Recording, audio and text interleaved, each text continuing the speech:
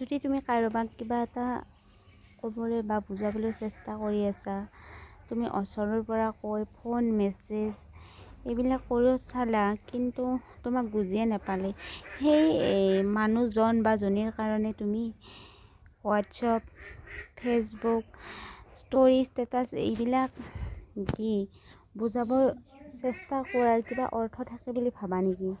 যোনে তোমাক বুজি নাপায় সেনেও বুজি নাপাব, আৰু যোনে তোমাক বুজি পাব ন, তাৰ কাৰণে তুমি হয়তো ফেচবুক, হোৱাটছআপ, ইনষ্টা আদিত ষ্টৰি ষ্টেটাছ দিয়াৰ কোনো প্ৰয়োজনেই নাথাকে।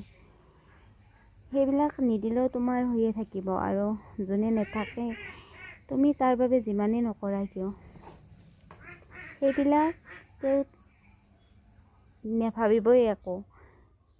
সেইকাৰণে সদায় নিজক ভাল পাবলৈ শিকা, তেতিয়া হয়তো